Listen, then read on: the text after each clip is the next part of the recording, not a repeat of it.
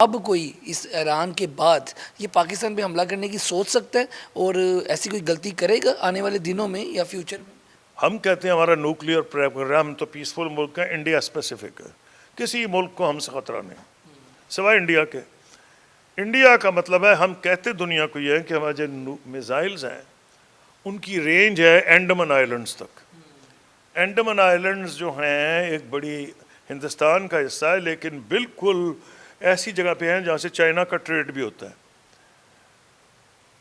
اور انڈمان آئلینڈز کا جو ڈسٹنس ہے وہ اسرائیل سے کم زیادہ ہے۔ اس کا مطلب ہے اسرائیلیوں کو پتا ہے کہ ہماری رینج جو ہے اسرائیل اس کی زد میں ہے، ان کو پتا ہے کہ یہاں نہ پنگا لیں تو اچھا ہے۔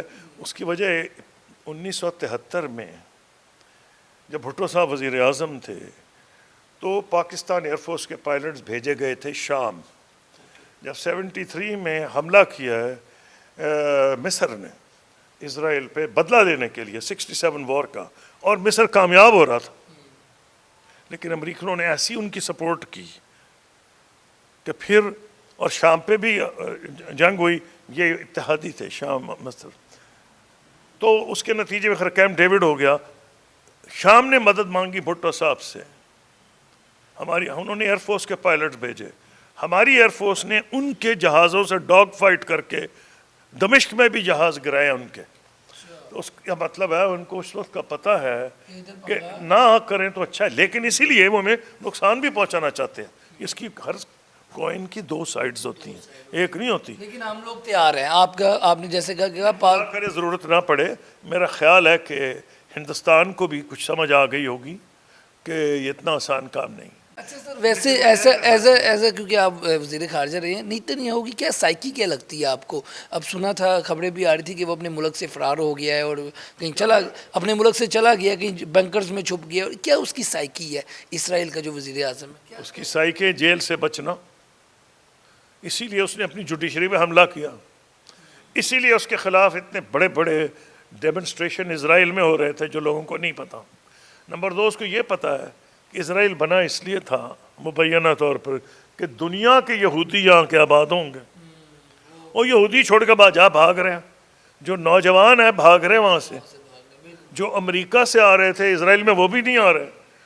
پھر اسرائیل جو یہودی، کمال کی یہ بات ہے، یہودی جو ہیں نوجوان امریکن یونیورسٹیز میں، انہوں نے اس کے خلاف ڈیمونسٹریشن کی ہیں۔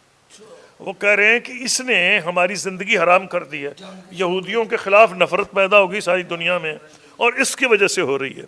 تو اس لیے اس کو تو ہر طرف سے خطرہ ہے، اس کو خطرہ جو نوجوان نسل ہے اس سے ہے، اس کو اپنی فوج سے خطرہ ہے۔ اس کے کئی فوجی استعفے دے کے چلے گئے ہیں، اس کے کئی ایئر فورس کے آفیسر استعفے دے کے چلے گئے۔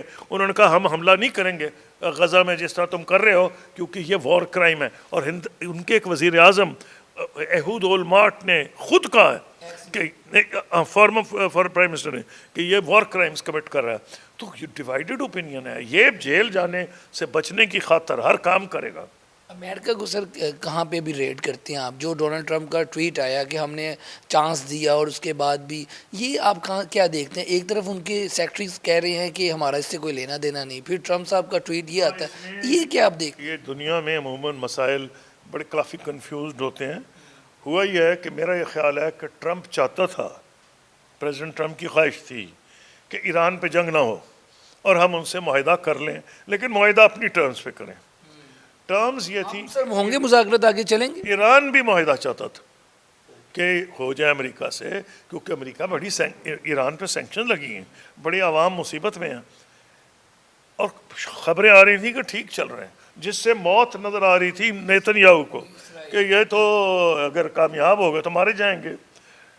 لیکن پریشر ڈالنے کے لیے جو کچھ ہے، پریزیڈنٹ ٹرمپ نے کہا اس راؤنڈ سے پہلے جو ہونا تھا کہ مان نہیں رہا ایران، یہ وہ فلاں، تو نیتن یاہو نے فائدہ اٹھایا۔ ایک تو یہ کہ جو IAEA نے کہا ہے کہ جی فلفل نہیں کیا پورا، اور اس نے کہہ دیا کہ وہ مان نہیں رہا، اس نے لے کے اس کا پورا فائدہ اٹھایا۔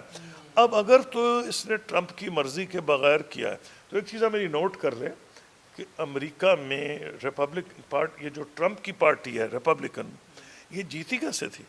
یہ لوگوں کو، ووٹروں کو یہ کہہ رہی تھی کہ پرانی حکومتیں جنگوں میں جھونکتی ہیں، ہمارا پیسہ خرچ کر دیتی ہیں اور یہاں کے لوگ بھی غریب ہو رہے ہیں. یہاں سے ٹیکنالوجی جا رہی ہے, یہاں سے مینوفیکچرنگ جا رہی ہے, دنیا امیر ہو رہی ہے, ہم غریب ہو رہے ہیں. یہ اس کا نعرہ تھا.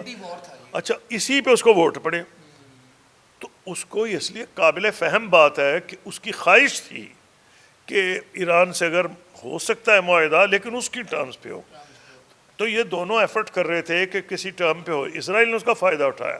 لیکن آپ دیکھیں گے کہ اگر یہ جنگ پھیلے گی تو ٹرمپ کی پارٹی کو بھی اس کا نقصان ہوگا, اور وہ آپ کو نظر آ جائے گا جو آنے والے الیکشن. آنے والے دنوں میں اب آپ کو کیا دکھائی دے رہا ہے؟ جنگ رکتی دکھائی دے رہی ہے یا آپ کو لگتا ہے کہ یہ مزید پھیلے گی اور جو حمایتی ہیں دونوں وہ پھر بیچ میں وہ تو نہیں کود پڑیں گے اور پھر معاملہ بڑا ہو جائے گا؟ ایسا تو نہیں ہوگا. ولیم شیکسپیئر جو بہت بڑے ہیں ڈرامٹسٹ, انہوں نے ایک دفعہ کہا تھا, میں ترجمہ کر دوں گا, mischief thou art afoot, mischief thou art afoot, take thy course that thy will. جب مسچف یعنی اس کو کیا کہیں گے, مسچف کا اردو میں ترجمہ خود کر کہ یہ تم نے جب شروع کر ہی دیا ہے تو یہ جو فتنہ ہے یہ اپنی راستہ خود ڈھونڈے گا, یہ تمہارے کہنے پہ نہیں چلے گا. یہ فتنہ تو چل پڑا ہے, فتنہ کبھی ادھر جائے گا, ادھر جائے گا, ادھر جائے گا, ادھر جائے گا, اور کسی کو پتہ نہیں کہ کدھر جائے گا. تو اس نے یہ کہا تھا, سوچ سمجھ کے کہا تھا, جنگ شروع کرنی تو بڑی آسان ہوتی ہے, جیسے مورڈی نے شروع کی تھی. وہ فتنہ جو اس نے شروع کیا تھا شیکسپیئر کی ٹرم میں, مسچف thou art afoot, اس کا نتیجہ مورڈی کو نہیں پتا تھا. پھر اس نے راہ اپنی بنائی, اس کا بیڑا غرق کر دیا, انٹرنیشنلی بھی آئسولیٹ ہو گیا, اور ملٹری میں بھی ان کو بڑے ہزیمت اٹھانی پڑی.